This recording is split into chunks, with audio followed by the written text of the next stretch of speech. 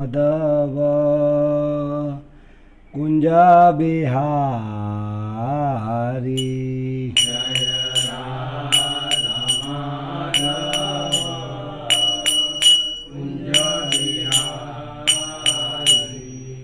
जय राधा माधव कुंज बिहारी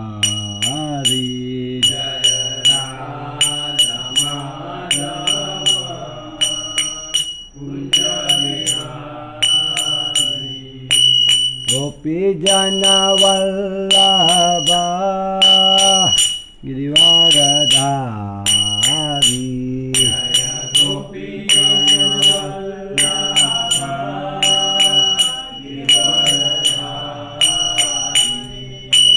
गोपी जन वल्लभ गिरिवरधारी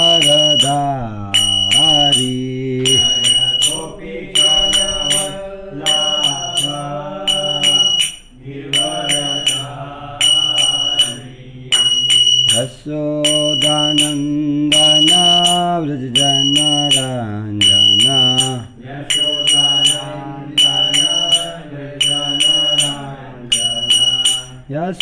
यशोदानंदन व्रज जन रंजन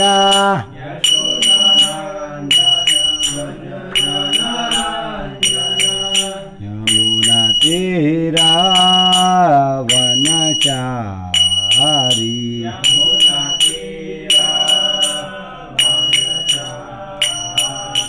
यमुना तीरा वनचारी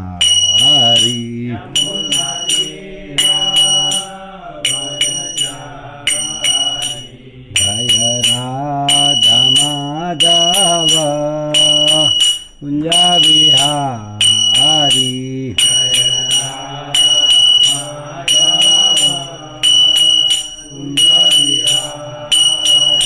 जय राधा माधव कुंज बिहारी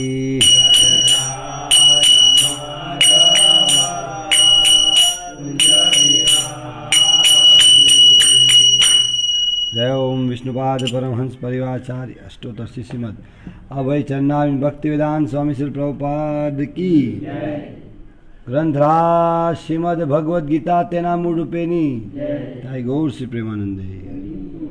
ओम नमो भगवते वासुदेवाय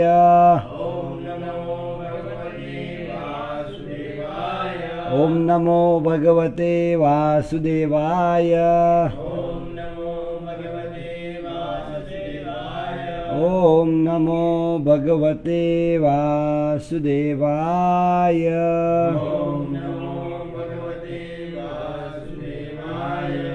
ओम ज्ञानतिमिरान्धस्य ज्ञानाञ्जनशलाकया चक्षुर्मिलितं येन तस्मै श्रीगुरुवे नमः।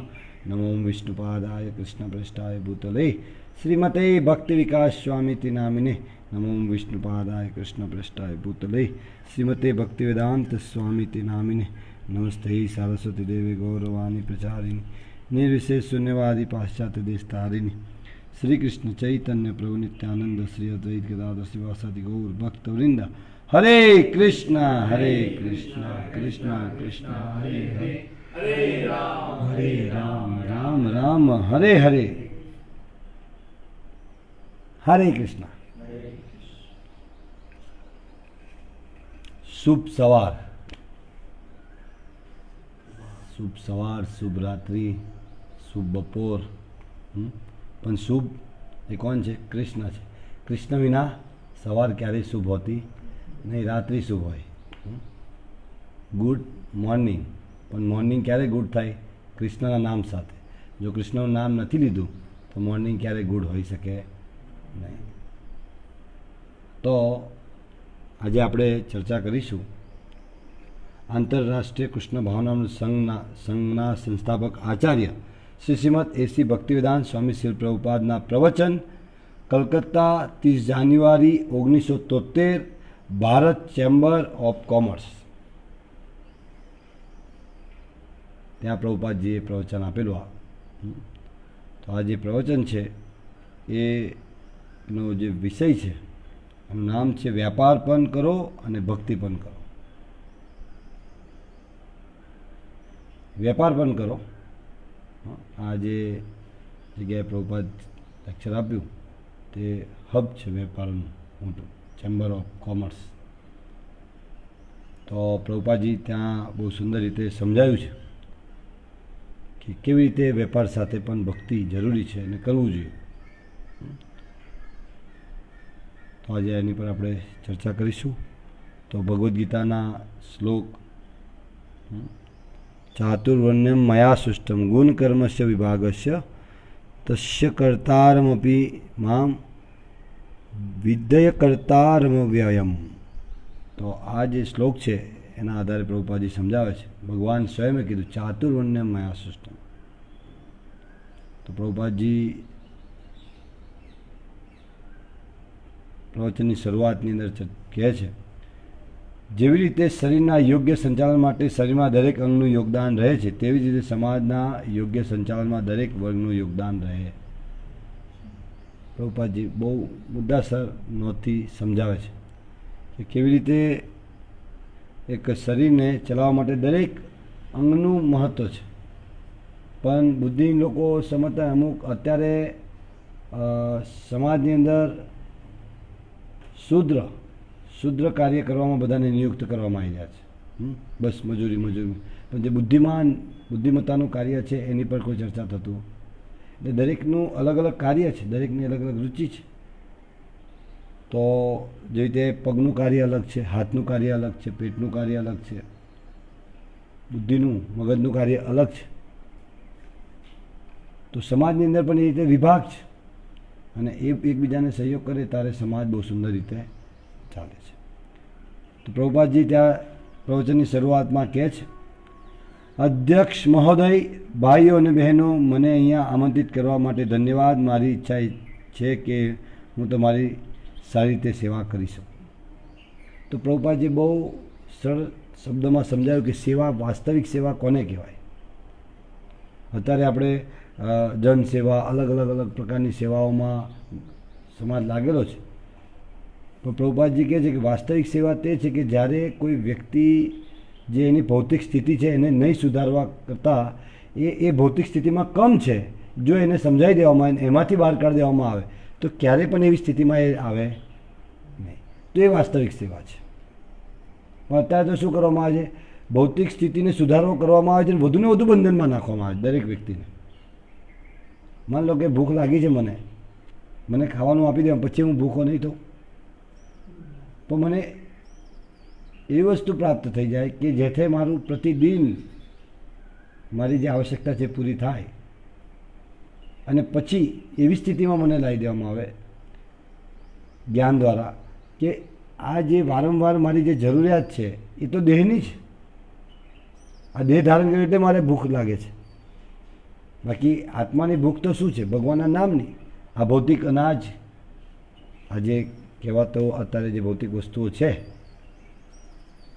તો એની જરૂર છે આત્માને કે ભાઈ આત્મા ભૂખો મરી છે. આત્માને ભૂખ છે ભગવાનના નામનું કીર્તન, ભગવાનનો સંગ, ભગવાનની સેવામાં નિયુક્ત.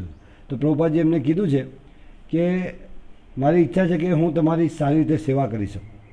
તો શું પ્રભુપાદ ત્યાં આગળ મેડિકલ સ્ટોર ખોલી રહ્યા છે, મોતિયાનું ઓપરેશન કરવા ગયા છે ડૉક્ટરો લઈને? ના, પ્રભુપાદજી વાસ્તવિક એમનું ઓપરેશન કરવા ગયા છે શાસ્ત્ર દ્વારા.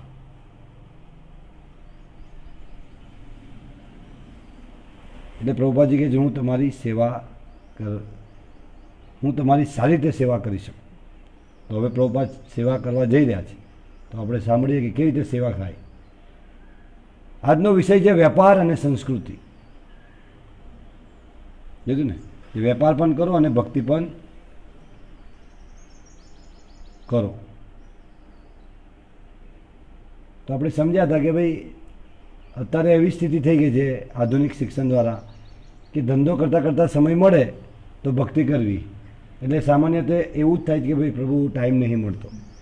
પણ એવું નથી. પ્રભુપાદજી સમજાવશે કે ભક્તિ કરતાં વેપાર કરવાનો છે.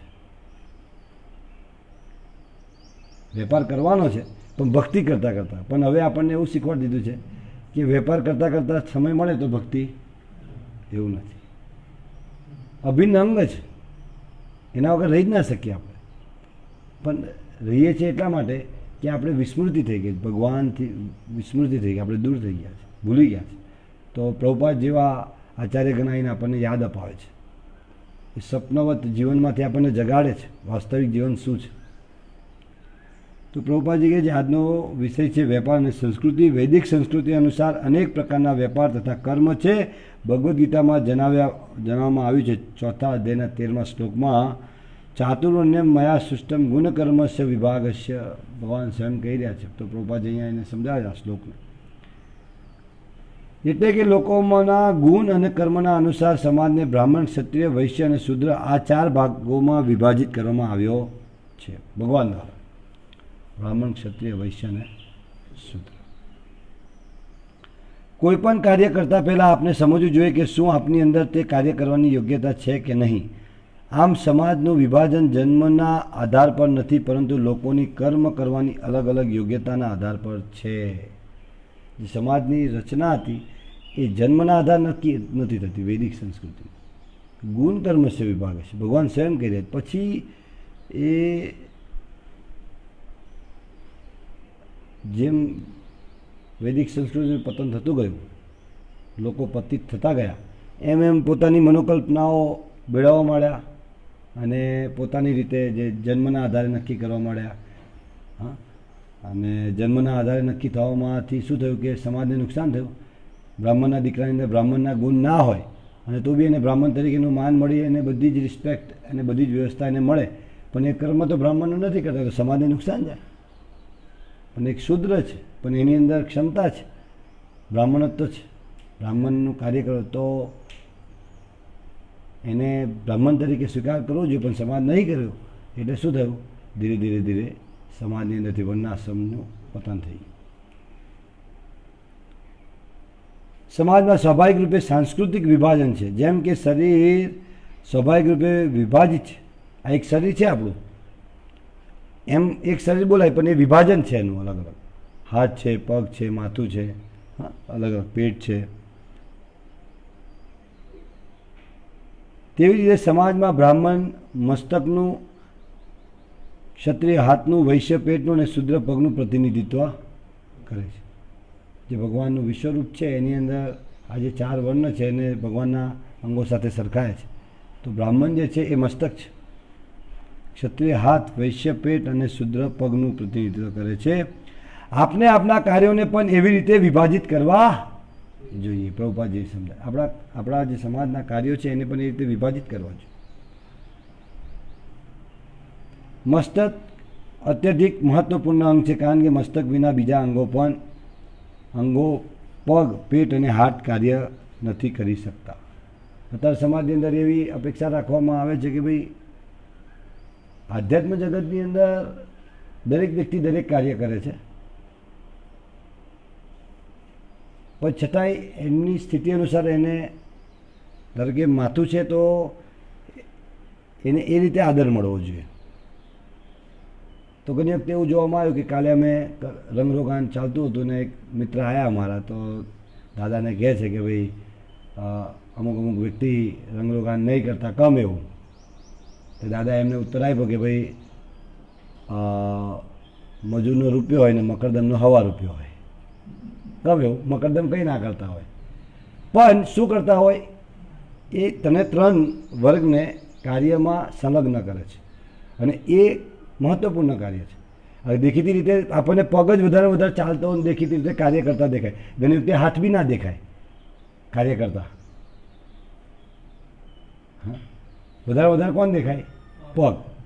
પણ એ પગને ચાલવા માટેની યોજના કઈથી આવે છે એ સમજવું પડશે. તો આજે સમાજનું જે યોગ્ય વિભાજન હતું એ તૂટી પડી ભાંગી એ વ્યવસ્થા. તો પ્રભુપાદજી એટલે વર્ણાશ્રમને સ્થાપિત કરવા માટેનો પ્રભુપાદજીની બહુ ઈચ્છા હતી અને એમના પ્રિય શિષ્ય એવા પરમ પૂજ્ય ભક્તિ વિકાસ મહારાજ અત્યારે એ બાબતે પ્રયત્નશીલ છે અને નંદગ્રામ, પંજાબ, દિલ્હી પાસે ત્યાં શું નામ, બદ્રિકાશ્રમ, અહીંયા નંદગ્રામ, ત્યાં બદ્રિકાશ્રમ, અલગ અલગ સ્થાન પર આ રીતના ફાર્મ કોમ્યુનિટી તૈયાર કરી અને ત્યાં વર્ણાશ્રમને ફરી સ્થાપિત કરવા માટેનો પ્રયત્ન ચાલુ છે. અને સ્વૈચ્છિક સમજણપૂર્વક ગુણ કર્મશ વિભાગ છે અને બધા ભક્તો બહુ ઉત્સાહથી કાર્ય કરી રહ્યા છે. તો પ્રભુપાદજી સમજાવે છે કે મસ્તક અત્યધિક મહત્ત્વપૂર્ણ અંગ છે, પણ ઘણી વખતે આપણે એની જ અવગણના કરીએ છીએ કે ના એ કશું નહીં કરતું, મગજ તો શું કરે છે, દેખાય ને મગજ ચાલે દેખાય. પણ એવું નથી. આધ્યાત્મિક કાર્યોની અંદર દરેક કાર્ય દરેક વ્યક્તિએ કરવાના છે. મંદિરનો પ્રેસિડેન્ટ બી હોય એને કચરો બી વારવાનો છે, પણ એ આધ્યાત્મિક સ્તરે બરાબર છે. પણ જ્યારે આ ભૌતિક સ્તર પર કાર્ય કરવાના છે આપણે આ ભૌતિક વ્યવસ્થાઓની અંદર, તો એની અંદર વિભાજન હોવા જોઈએ. આધ્યાત્મિક અત્યારે મંદિરના સંચાલન માટે બી સુચારુરૂપે સંચાલન ચાલે એના માટે બી બહુ સરસ ટેમ્પલ કમાન્ડર છે, પ્રેસિડેન્ટ છે, બ્રહ્મચારી ભક્ત છે, ગૃહસ્થ ભક્ત છે, એમની વ્યવસ્થા અલગ છે. તો એ બધી વ્યવસ્થાઓ છે અને એ સુચારુરૂપે વ્યવસ્થિત આયોજન થાય એના માટે જરૂરી છે. તો પ્રભુપાદજી સમજાવે છે કારણ કે મસ્તક વિના બીજા અંગો પગ, પેટ અને હાથ કાર્ય નથી કરી શકતા. આ વસ્તુ છે. ને અત્યારે સમાજનું માથું મગજ જ નહીં આવે સમાજની અંદર.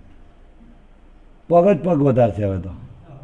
હા, માથા વગરનો સમાજ છે હવે. કે જે બ્રાહ્મણ ક્વોલિટીના જે વ્યક્તિ છે એમને કોઈ એ પ્રકારની વ્યવસ્થા નથી આપવામાં આવતી, એનો એ આદર નથી આપવામાં આવતો, એને જે કાર્ય કરવાની એને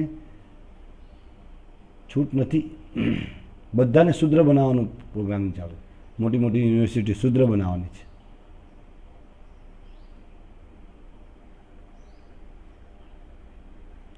જો હાથ ન હોય તો કંઈ નહીં, કંઈક તો કરી શકાય. પગ ન હોય તો પણ કંઈક કરી શકાય, પરંતુ જો મસ્તક ન હોય તો કંઈ જ ન કરી શકાય. તમે જોજો ઘણી વખતે મગજ વગરના વ્યક્તિઓ એની અંદર બહુ સુંદર દેખાતો હોય, હાથ હોય, પગ હોય, શક્તિ બી હોય, પણ મગજ ના એ તો કઈ મોકલી દે પછી કારેલબાગ મેન્ટલ હોસ્પિટલ. મગજ તો આ સમાજ બી અત્યારે કઈ જઈ રહ્યો છે? Mental hospital. કેમ કે મગજ નહીં. બ્રાહ્મણ માર્ગદર્શક કોણ છે આજે ને કોણ સ્વીકારવા તૈયાર છે? પ્રભુપાદજી એટલે બ્રાહ્મણ સમાજ સ્થાપિત કરવા માંગતા હતા સમાજ માટે. કેમ કે શૂદ્ર ઘણા બધા છે, વૈશ્ય બી છે, ક્ષત્રિય બી એક સ્તરે છે, પણ બ્રાહ્મણ ક્યાં છે? બ્રાહ્મણ એટલે મગજ. એવું નથી કે જન્મથી બ્રાહ્મણની વાત થઈ રહી છે. બુદ્ધિપૂર્વક જે શાસ્ત્રને જાણે છે એવા વ્યક્તિઓ ક્યાં છે આજે? શાસ્ત્ર આધારિત નિર્ણય લેવાવાળા વ્યક્તિઓ ક્યાં છે આજે?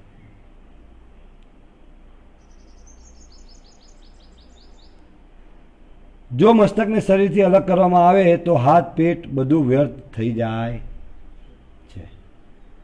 કદાચ હાથ કપાઈ ગયો હોય તો જીવી શકાય, પગ કપાઈ ગયો તોય જીવી શકાય, એક વખત બીજે કંઈક કાર્ય કરી અન્ય રીતે. તો મગજ માથું જ ના હોય તો જીવાય? ના જીવાય. મસ્તક સંસ્કૃતિ માટે છે. સંસ્કૃતિ વિના દરેક પ્રકારના કાર્યો સમાજમાં ભ્રમ અને ઉત્પાદ જ પેદા કરે છે. તમે જો સમાજની અંદર અત્યારે જે આધુનિક જે ન્યૂઝ ચેનલો છે, કોઈ સ્ટેન્ડર્ડ નથી બધાનો. જે સ્ટેટમેન્ટ આપનારા છે એ લોકોનો કોઈ સ્ટેન્ડર્ડ નથી, કોઈ આધાર નથી. દરેક પોતાનો મત રજૂ કરે છે અને પેલા લોકો મત બતાવે છે. મારા માટે આ ભગવાન છે, મારો આ મત છે. આપણા મતથી ભગવાન નક્કી થશે? ફેક્ટરી ખોલી છે. પણ અત્યારે સમાજમાં એ ચાલી રહ્યું છે. તો તમે જુઓ કે સમાજની અંદર અત્યારે જે પ્રકારના ન્યૂઝ બતાવવામાં આવે છે, તો શું સમાજ કઈ દિશામાં જઈ રહ્યો છે? ચિંતા ચિંતા ચિંતા ચિંતાનું જે સમાધાન છે, ચિંતન ભગવાનના નામનું, એ કોઈ બતાવતું નથી. કોણ બતાવે છે? અને બતાવે બી છે તો જે બોલનારા છે એ મનોકલ્પિત રીતે બોલે છે, મનગણિત રીતે, શાસ્ત્ર આધારિત બોલતા નથી. એટલે સમાજ પર એનો પ્રભાવ નથી પડતો. અને સમાજ પર એનો પ્રભાવ નહીં પડવાને કારણે પછી અલગ અલગ પછી ગઝલો ગાવામાં આવે છે. વ્યાસપીઠ પર બેસી ગીતો, ડાન્સ લોકોને આકર્ષિત, લોકોને ગમે છે કેમ કે લોકો ઘેર એ જ જોતા હોય ટીવીમાં. એટલે પછી જો ભાગવત કથાની અંદર બી એ આપવામાં નહીં આવે તો લોકો નહીં આવે, એટલે પછી ત્યાં બધું જ થાય છે. સર્વધર્મ સંભાવ બધું જ ગાવામાં, બધું જ હા જન સમાજની વાતો, સમાજ સેવાની વાતો. હા, પણ ભાગવત જે છે, જે ભાગવતનો મૂળ સંદેશ છે એ કહેવામાં આવતો. રામાયણની કથાનો જે મૂળ સંદેશ છે, જે મર્યાદાઓ સ્થાપિત થવી જોઈએ, રામકથા થાય, કોઈ રામાયણ સાંભળે તો એની અંદર પરિવર્તન આવે ને, મર્યાદાઓ શીખે ને. આજે તો મર્યાદાઓ ક્યાં છે રે સમાજની અંદર? હા, ક્યાં છે સમાજની અંદર મર્યાદાઓ? તો પછી આટલી કથાઓ થાય છે તો એનો અર્થ શું છે? એટલે પ્રભુપાદજી સમજાવે છે કે સંસ્કૃતિ વિના દરેક પ્રકારના કાર્યો સમાજમાં ભ્રમ અને ઉત્પાદન કરે છે, અને આજકાલના સમયમાં તે જ ચાલી રહ્યું છે. કારણ કે વિભિન્ન પ્રકારના નિયત કર્મોમાં ઉથલપાથલ થઈ ગઈ છે. તેથી સમાજનું એક અંગ મસ્તક અતિશય આવશ્યક છે, જે બાકી બધાને માર્ગદર્શન પ્રદાન કરી શકે. એ મસ્તક જ ક્યાં છે? અને જો મસ્તક હોય, માન લો કે કોઈ વ્યક્તિ છે, ત્યારે વિક્કીભાઈને લઈ લઈએ ઉદાહરણ તરીકે, તો એમનું શરીર સ્વસ્થ છે, પગ છે, બધું છે, પણ હવે મગજ જ સ્વસ્થ ના હોય તો શું કાર્ય થાય? તો અત્યારે સમાજની અંદર ઉથલપાથલ શાના માટે છે?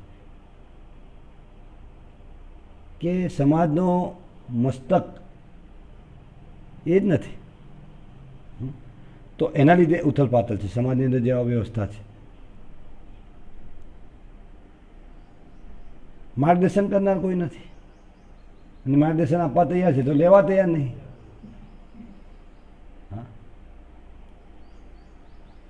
બુદ્ધિમાન અને યોગ્ય બ્રાહ્મણ માર્ગદર્શન આપવાનું કાર્ય કરે છે. ઘણી વખતે લોકો ટીકા કરતા છે બ્રાહ્મણોનું,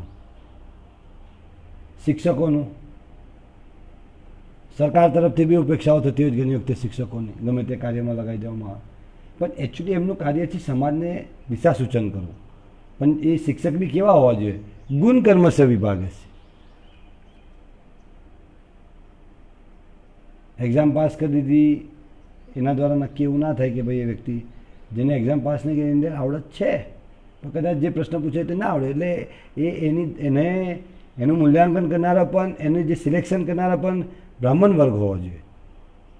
અને એ બ્રાહ્મણનું લક્ષણ શું છે? ભગવદ્ ગીતા 18મા અધ્યાયના 42મા શ્લોકની અંદર ભગવાન કહે છે બ્રાહ્મણના ગુણો, એ ગુણો જેની અંદર તે બ્રાહ્મણ છે. શું કહે છે ભગવાન? સમો દમસ્તપ શૌચમ શાંતિરાજર્વમેવ ચ જ્ઞાનમ વિજ્ઞાનમ આસ્તિક્યમ બ્રહ્મ કર્મ સ્વભાવજનમ. શાંતિ, આત્મનિયંત્રણ, તપસ્યા, શુદ્ધતા, સહનશીલતા, પ્રામાણિકતા, બુદ્ધિમત્તા, જ્ઞાન અને વિજ્ઞાન બ્રાહ્મણના કાર્ય છે. આ જે કાર્ય જેની અંદર હોય એવા વ્યક્તિઓ નિર્ણય લેવા જોઈએ કે કોણ આની અંદર બ્રાહ્મણત્વ કોની અંદર છે, નહીં કે સમાજના મત દ્વારા નક્કી થવું જોઈએ. ગુણ કર્મશ વિભાગે છે. તો આવા જે ગુણો છે એને તક આપવી જોઈએ, જેની અંદર ગુણ છે. એ પછી જેવી રીતે સોનું દાદા ગટરની અંદર પડ્યું હોય તો અપવિત્ર થઈ જાય? સોનું જ રહે. એ રીતે કદાચ કોઈ કારણસર, અને અત્યારે તો બધા જન્મ જાય તે શુદ્ર, બધા શુદ્ર જન્મ જ થાય છે. તો ચાણક્ય કહે છે કે જે સુવર્ણ છે એ કિચડમાં બી હોય તો એને લઈ લેવું જોઈએ. એવી રીતે કદાચ શુદ્ર કુળની અંદર જન્મ થયો છે અને એની અંદર ગુણ છે બ્રાહ્મણના, તો એને લઈને એને પ્રશિક્ષિત કરવો જોઈએ અને એને આગળ તક આપવી જોઈએ.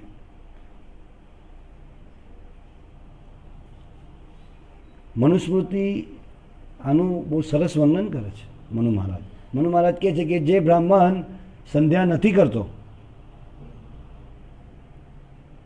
તો એને શૂદ્રથી પણ નિમ્ન ગણવો. શું કીધું? શૂદ્ર તો વાજબ, શૂદ્ર તો બહુ ઉત્તમ, સારી એ સ્થિતિ છે. શૂદ્રથી નિમ્ન કોણ કહેવાય? ચંડાલ, યવનો,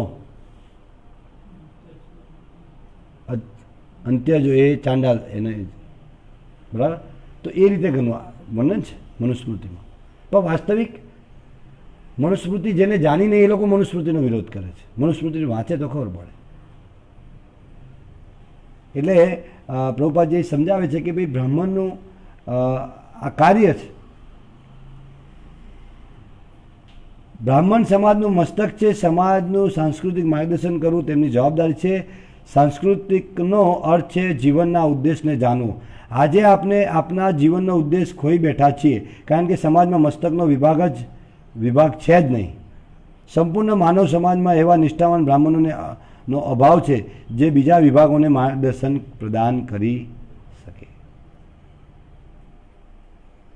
આ અભાવ છે. એટલે પ્રભુપાદજીની જે મુવમેન્ટ છે હરે કૃષ્ણ આંદોલન, એ તમે જોશો કે વધુને વધુ બ્રાહ્મણ ક્વોલિટીના વ્યક્તિઓ તૈયાર કરવા માટે પ્રયત્નશીલ છે.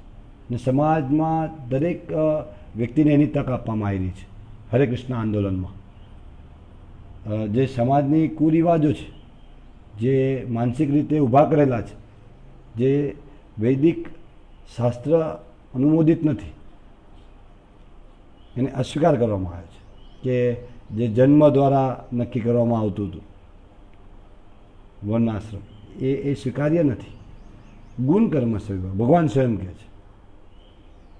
કમ ભગવાનની વાતમાં ધર્મ તો સાક્ષાત ભગવત, ભગવાન કહે છે તે જ ધર્મ છે.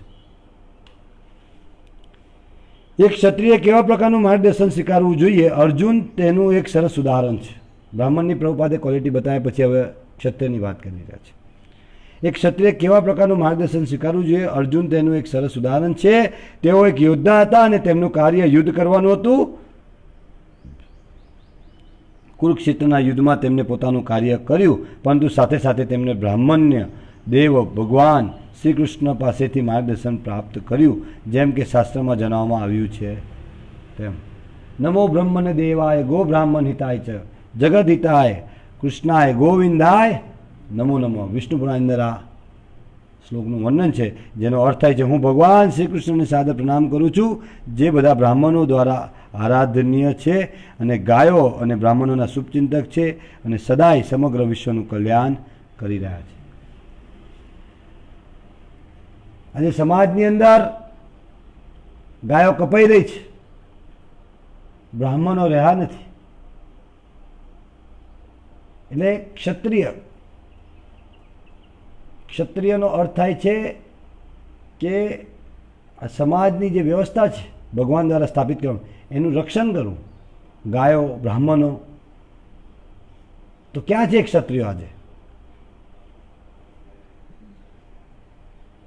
તો ક્ષત્રિયનો અર્થ આ થાય છે, અને મૂળ અર્થને સમજીને આપણે ક્ષત્રિય તરીકે સ્વીકારવો જોઈએ. ક્ષત્રિયનો અર્થ થાય છે જે આપણી સંસ્કૃતિ છે વૈદિક, એનું રક્ષણ કરવું, ગાયોનું રક્ષણ કરવું, બ્રાહ્મણોનું રક્ષણ કરવું.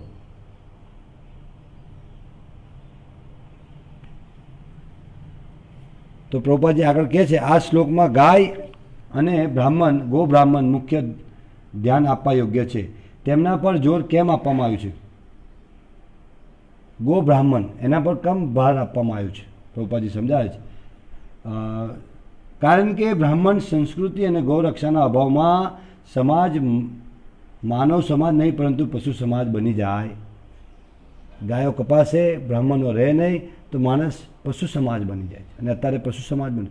જો આજે કોઈ નીતિ નિયમો નથી પાલન થતા, સ્નાન નહીં કરતા લોકો, હવે એવી સ્થિતિ આવવા માંડી છે. સ્પ્રે છાંટી દે. હવે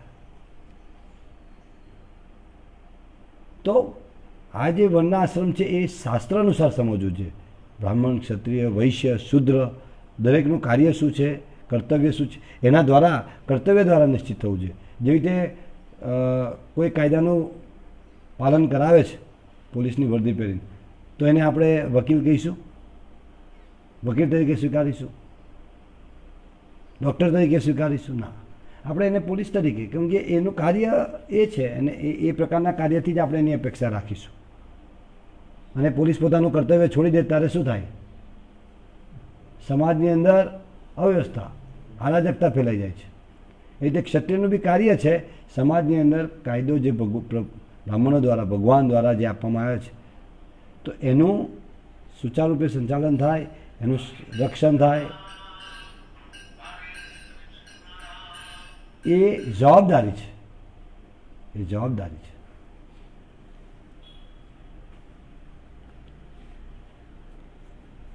વાસ્તવિક સાંસ્કૃતિક સમાજ હેતુ શ્રીમદ ભાગવતમમાં વર્ણાશ્રમના વિષયમાં જણાવવામાં આવ્યું છે. વર્ણાશ્રમ સમાજને 4 ભાગોમાં વિભાજિત કરે છે. 4 વર્ણ બ્રાહ્મણ, ક્ષત્રિય, વૈશ્ય અને શૂદ્ર, અને 4 આશ્રમ બ્રહ્મચારી, ગૃહસ્થ, વાનપ્રસ્થ અને સંન્યાસી. આ 4 વર્ણ અને 4 આશ્રમ છે. એને વર્ણાશ્રમ કહેવાય. એટલે આપણો કોઈ હિન્દુ ધર્મ નથી. આપણો ધર્મ કયો છે? વર્ણાશ્રમ ધર્મ કહી શકાય. દરેક વસ્તુનું વિગતવારે માહિતી છે. હિન્દુનો અર્થ શું થાય? ચલો મને એવું કહો, શું અર્થ થાય? વર્ણાશ્રમનો અર્થ છે વર્ણ અને આશ્રમ, 4 વર્ણ અને 4 આશ્રમ. સનાતન ધર્મ, સનાતન ધર્મ કહી શકાય. સનાતન ધર્મનો અર્થ શું થાય? પ્રભુપાદજી બતાવે છે રામાનુજાચાર્યની શિક્ષા અનુસાર કે સનાતનનો અર્થ થાય છે કે જેની શરૂઆત નથી અને જેનો અંત પણ નથી, એ ધર્મ. એવું નથી કે 2200-2500 વર્ષથી જે શરૂઆત થઈ. અત્યારે મૂર્ખાઓ 50 વર્ષથી કોઈ જન્મ્યો હોય એને કે ભગવાન છે.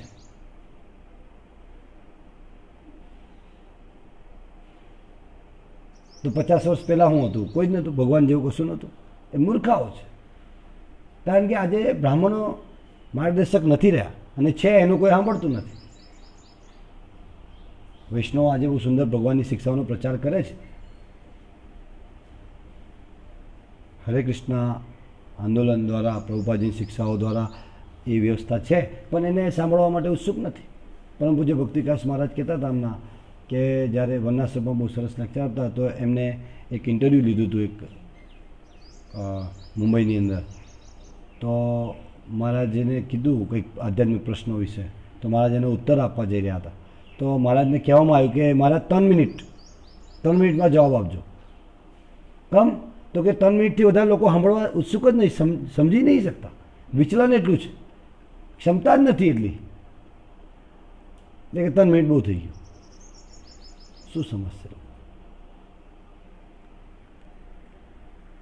તો આ સ્થિરતા નથી રહી હવે, સ્થિરતા સમાજની અંદર. એટલે ધર્મનો અર્થ છે વર્ણાશ્રમ ધર્મ. ધર્મનો અર્થ છે જે આપણી વાસ્તવિક સ્થિતિ છે, જે બદલી ના શકાય.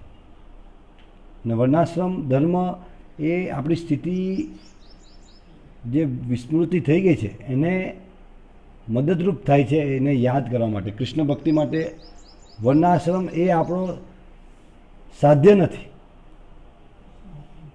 સાધન છે, લક્ષ્ય નથી. આપણું લક્ષ્ય નથી કે વર્ણાશ્રમ સ્થાપિત થાય. વર્ણાશ્રમ એટલા માટે સ્થાપિત થાય કારણ કે એ કૃષ્ણ ભક્તિને અનુકૂળ છે. ત્યાં દરેકને કૃષ્ણ ભક્તિ કરવાનો અવસર મળે છે. આજે તમે આપણા સમાજની અંદર, તમે આધુનિક સમાજમાં ક્યાં કૃષ્ણ ભક્તિ કરવાનો અવસર છે? જોઈ લો. 12 કલાક નોકરી, સાહેબ, 12 કલાક અપડાઉન અલગ. ભક્તિની વાત જાઓ તો ઊંઘાતું નથી, પરિવારને સમય નથી આપી શકતા. આ સ્થિતિ છે. એટલે વર્ણાશ્રમ બહુ જરૂરી છે, જેની અંદર દરેક 4 વર્ણ અને 4 આશ્રમ છે. દરેક પોતાનું કાર્ય કરે તો બહુ સુચારુ રૂપે વ્યવસ્થાપન થાય. વર્ણાશ્રમ ધર્મનો ઉદ્દેશ પરમ ભગવાનને સંતુષ્ટ કરવાનો છે. ત્યાં આગળ કેન્દ્રમાં કૃષ્ણ છે. વર્ણાશ્રમમાં દરેક વ્યક્તિ કૃષ્ણની સંતુષ્ટિ માટે કાર્ય, બ્રાહ્મણ હોય, ક્ષત્રિય હોય, વૈશ્ય હોય કે શૂદ્ર હોય, દરેકનું એક જ કાર્ય છે, ભગવાનની સંતુષ્ટિ. ત્યારે એ લોકો સંતુષ્ટ જ થાય છે. જેમ કે વિષ્ણુ પુરાણમાં જણાવવામાં આવ્યું છે, વર્ણાશ્રમાચારવત પુરુષેન પર પુમાન વિષ્ણુરારાધે પંથા નાન્ય તત્વોસ કારણમ. આ શ્લોક અનુસાર વ્યક્તિએ વર્ણ અને આશ્રમ અનુસાર પોતાના નિયત કર્મો દ્વારા પરમ ભગવાનને સંતુષ્ટ કરવા જોઈએ. નિયત કર્મો દ્વારા ભગવાનને સંતુષ્ટ કરવા જોઈએ. રાજ્યમાં જો તમે સરકારને સંતુષ્ટ નથી કરતા તો તમે એક અયોગ્ય નાગરિક છો અને સમાજમાં ઉત્પાદ પેદા કરો છો. તેવી જ રીતે જો તમે બધાના સ્વામી ભગવાનને સંતુષ્ટ નથી કરતા તો સમાજ ઉથલ પાથલ થઈ જાય. આજે સમાજને ઉથલ પાથલ એ છે ભગવાનની વિસ્મૃતિ. જેવી રીતે રાજ્ય સરકારને અત્યારે હું સંતુષ્ટ ના કરીએ, રાજ્ય સરકાર લોકડાઉનના જે નિયમ આપ્યા હોય ના પાલન કરે તો શું થાય? શું થાય વિકીભાઈ? સરકારે બંધ રાખવાનું કીધું હોય, દુકાનને ખોલી દે તો શું થાય? પોલીસ લઈ જાય ને? રજનીભાઈ શું થાય? ના ના, પણ પોલીસ શું કરે? હા હા, ફટકારે.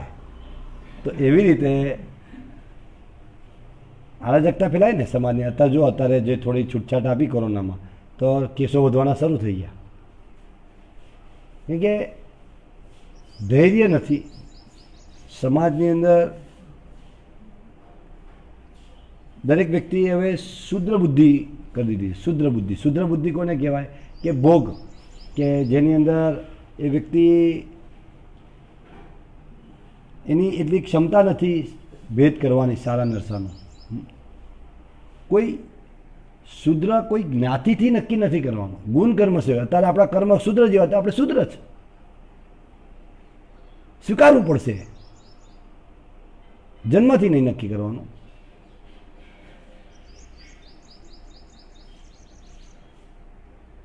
વૈદિક સંસ્કૃતિ આપણને શીખવાડે છે કે તમે જે કંઈ કરો તેના દ્વારા અવશ્ય જ પરમ ભગવાનને સંતુષ્ટ કરો, તે વાસ્તવિક સંસ્કૃતિ છે. વૈદિક સંસ્કૃતિનો મૂળ ઉદ્દેશ કૃષ્ણની સંતુષ્ટિ છે.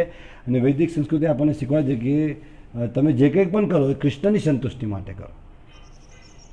અને તમે જોઈ શકશો કે વાસ્તવિક જે આચાર્ય પરંપરાથી આપણી સંસ્કૃતિને સમજવાનો જ્યારે પ્રયત્ન કરો, પરમ પૂજ્ય ભક્તિકાસ મહારાજે એક લખી છે પારંપરિક ભારતીય જીવનની શૈલી.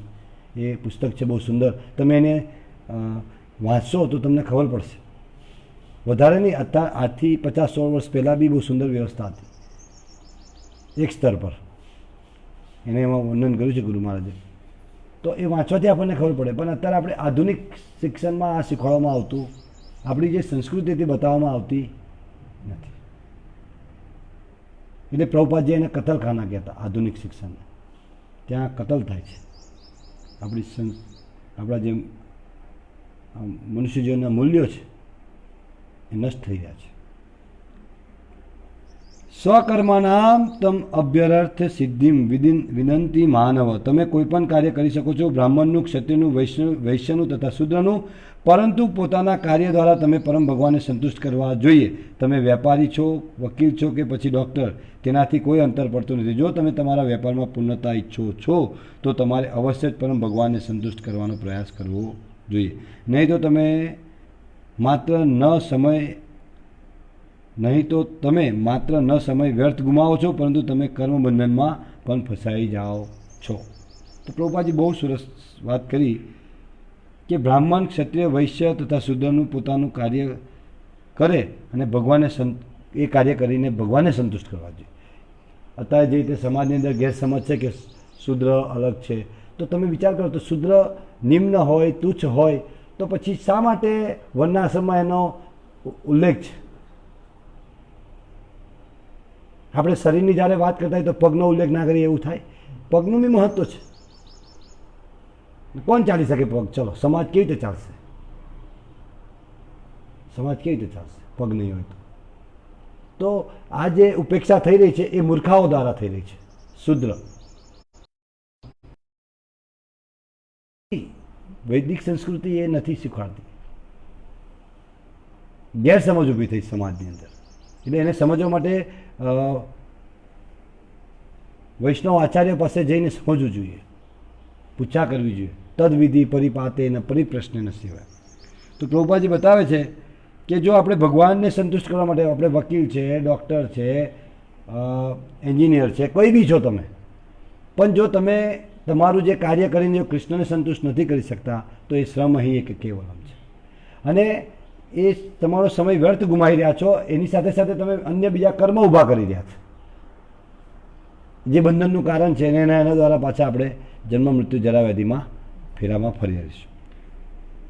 અન્યત્ર લોકયમ કર્મ બંધન. અને જ્યાં સુધી તમે કર્મબંધનમાં છો, તમારે એક શરીરથી બીજા શરીરમાં જવું પડશે. જે કીધું ને અત્યારે કર્મબંધનમાં પડીશું, આપણે કર્મનું બંધન કરતા રહીશું તો એક શરીરમાંથી બીજા શરીરમાં ફર્યા જ વાસ્તવિક મુક્તિ પ્રાપ્ત નહીં થાય. જે આપણું ધામ છે, આપણું જે સ્થાન છે, સ્વરૂપે એના અવસ્થિતિ તે આપણે પ્રાપ્ત કરી શકીએ નહીં. કૃષ્ણ ભાવનામૃત આંદોલન એટલા માટે પ્રચાર કરવામાં આવે છે કે તમારે સાંસ્કૃતિક જીવનને ભૂલી ન જાઓ. કૃષ્ણ ભાવનામૃત આંદોલન એટલા માટે પ્રચાર કરવામાં પ્રભુપાદ કહે છે કે તમારા સાંસ્કૃતિક જીવનને ભૂલી ના જાઓ. આપણું જે અત્યારે સાંસ્કૃતિક જીવન ભૂલી ગયા, તમે વિચાર કરો વિકીભાઈ, તમારા ચોથી પેઢીએ દાદાને તમે તપાસ કરશો તો ધોતી કુર્તા જ પહેરતા હતા, કૃષ્ણની ભક્તિ કરતા હતા અને આવશ્યકતા પૂરતું કમાતા હતા. આપણે એમને ભૂલી ગયા એટલે શું કરી દીધું? જરૂરિયાત કરતાં વધારે કમાઈએ છીએ, કૃષ્ણને ભૂલી ગયા છે. આ કાર્ય છે દાદા. હા, પણ કમ કમાવું એ ખબર નહીં. હા, ચોર માટે કમાઈએ છીએ, ચોરો લોકો માટે. કેમ કે આપણે નહીં વાપરીએ તો ચોર તો લઈ જ જવાના છે. હા, તૈયાર જ છે લોકો, બધા પ્લાન બનાવી દીધા છે એમને.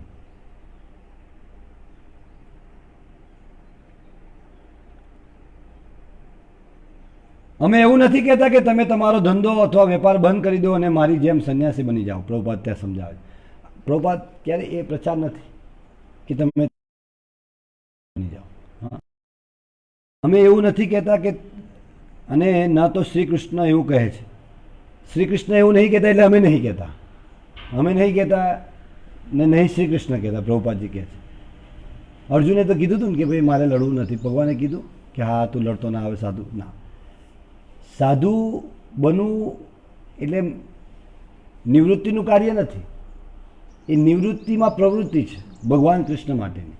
નિવૃત્ત થઈએ છીએ ભૌતિક કાર્યોમાંથી, આધ્યાત્મિક કાર્યોમાંથી કોઈ દિવસ નિવૃત્ત થઈ શકાય. વૈકુંઠ ધામમાં જઈને પણ નહીં થઈ શકાય. અને જે શૂન્યવાદી છે, નિર્વિશેષ શૂન્યવાદી લોકો, એ નિવૃત્તિમાં માને છે. શૂન્યવાદ. અને અત્યારે સમાજની અંદર બહુ મોટો વર્ગ એવો ઊભો થઈ ગયો છે શૂન્યવાદ, આળસ, તમો ગુણને ધારણ કરીને.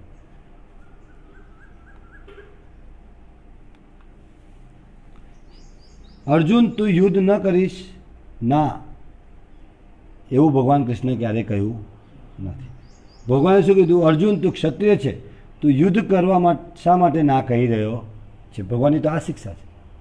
આપણા જે ગુણ અને કર્મ અનુસાર જે આપણી અંદર છે વ્યવસ્થા, એ અનુસાર આપણે કર્મ કરવું જોઈએ. તે અત્યંત નિંદ્ય છે, તારે એવું ના કરવું જોઈએ. તારે અવશ્ય જ યુદ્ધ કરવું જોઈએ. શ્રી કૃષ્ણને આ નિર્દેશ કર્યો. આ નિર્દેશ છે શ્રી કૃષ્ણ. તું યુદ્ધ નહીં કરે, નિંદનીય છે, અત્યંત નિંદનીય કાર્ય છે. જે રીતે ક્ષત્રિય પોતાનું કાર્ય છોડી દે તો એ નિંદનીય છે. યુદ્ધમાંથી ક્ષત્રિય હોય તો પાછા ના જાય, મરી જશે પણ પાછા ના જાય, એ નિંદનીય કાર્ય છે.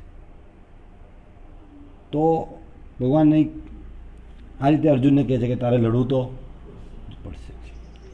તેવી રીતે અમે કૃષ્ણ ભાવના ભાવિત લોકો સમાજના દરેક વ્યક્તિને સલાહ આપી રહ્યા છે, પોતાનું નિયત કર્મ ના છોડો, પોતાનું નિયત કર્મ કરતા રહો, પરંતુ ફક્ત તમે શ્રી કૃષ્ણના વિષયમાં શ્રવણ કરો. જ્યારે દેખો ત્યારે કહો કૃષ્ણ ઉપદેશ. સાંભળો, ઉપદેશ આપો, શ્રવણ કરો, કીર્તન કરો. વિષ્ણુ પણ, કૃષ્ણનું, કૃષ્ણ વિશે જ્યાં ધંધા નોકરી કંઈ બી છો, ભગવાનના વિષયનું સાંભળો અને ચર્ચા કરો. શ્રી ચૈતન્ય મહાપ્રભુએ પણ તે જ કહ્યું છે. સ્થાને સ્થિતા સ્તુતિગતામ તનુ વાન મનો બીર. શ્રી ચૈતન્ય મહાપ્રભુએ ક્યારેય નથી કહ્યું પોતાની સ્થિતિને છોડી દો. પોતાની સ્થિતિને છોડવી અતિશય મુશ્કેલ છે, પરંતુ પોતાની વર્તમાન પરિસ્થિતિમાં રહીને આધ્યાત્મિક જીવનનું પાલન કરવું આવશ્યક છે. આપણો કહે છે વર્તમાન જે સ્થિતિ છે એને દોષ આપીને ભગવાન મારે આ કામ છે, મારે આ તકલીફ છે એટલે હું ભક્તિ ના. તો પ્રભુપાદજી કહે છે કે ચૈતન્ય મહાપ્રભુ જ્યાં છો ત્યાં રહો. સ્થાન પરિવર્તન કરવાની જરૂર નથી કે હું આ થઈ જશે પછી. બાળક છે તો બાળક છે, યુવાન છે તો યુવાન છે, ગળા છે તો એવું નથી કે હવે હું ગયડો થઈ ગયો મારાથી ભક્તિ નહીં થાય. દરેકને માટે છે, બહુ સરળ છે ભક્તિ. તો પ્રભુપાદજી અહીંયા આપણને આજે આ શીખવાડે છે. અત્યારે વર્તમાન સ્થિતિની અંદર આધ્યાત્મિક જીવનનું પાલન કરવું દરેક સમયની અંદર જરૂર છે. અત્યારે વધારે સ્થિતિ ગંભીર છે, એટલે બહુ જરૂરી છે, એને સમજી લો આપણે. તો આવતીકાલે આપણે આનાથી બીજો ભાગ 2 કાલે લઈશું. તો પ્રભુપાદજીનો આજનો જે સંદેશ છે બ્રાહ્મણ, ક્ષત્રિય, વૈશ્ય, શૂદ્ર, એ 4 બહુ મહત્ત્વપૂર્ણ છે. એની અવગણના ના કરી શકો કોઈને એકની પણ એ 3ને માર્ગદર્શન કરવા માટે બ્રાહ્મણની જરૂર છે, ક્ષત્રિય, વૈશ્ય અને શૂદ્રની. ત્યારે વાસ્તવિક સુચારુ રૂપે સંચાલન થશે. શ્રી શ્રી રાધા માધવ ભગવાન કે ગ્રંથરાજ શ્રીમદ ભગવદ્ ગીતા તેના મૂળ રૂપે નહીં શિલ પ્રભુપાદની જય. તો આજના સત્સંગ અનુસંધાને તમને કોઈ પ્રશ્ન, કોઈ ટીકા, કોઈ વિરોધ, કોઈ ટિપ્પણી હોય તો ચોક્કસથી તમે કોમેન્ટ કરી શકશો. કોમેન્ટ જરૂરથી કરજો. અને આ વિડીયો તમને ગમ્યો હોય પ્રવચન તો ચોક્કસથી લાઇક કરીને શેર જરૂરથી કરજો, જેથી કરીને વાસ્તવિક સમાજની અંદર પ્રભુપાદજીની શિક્ષાઓ છે પહોંચશે, તેનાથી સમાજ વાસ્તવિક સુખી થશે. કેમ કે સમાજને અત્યારે ખબર નહીં કે કઈ દિશામાં જવું, શું કરવું જોઈએ, શું ના કરવું જોઈએ. દેહાત્મ સ્તર પર અત્યારે બધા છે, એ સ્તર પર બધાને ખબર છે શું કરવું, પણ વાસ્તવિક જે કૃષ્ણ ભક્તિનું જ્ઞાન નથી લોકોની અંદર, અને એના લીધે કૃષ્ણથી વિસ્મૃતિ હોવાને કારણે દુઃખી છે. એટલે એ લોકોને આપણે વાસ્તવિક સેવા કરીએ, પ્રભુપાદજીએ કીધું એમ. હા, તો જરૂરથી શેર કરજો. હરે કૃષ્ણ. યસ, રઘુનાથપુરી પ્રભુ.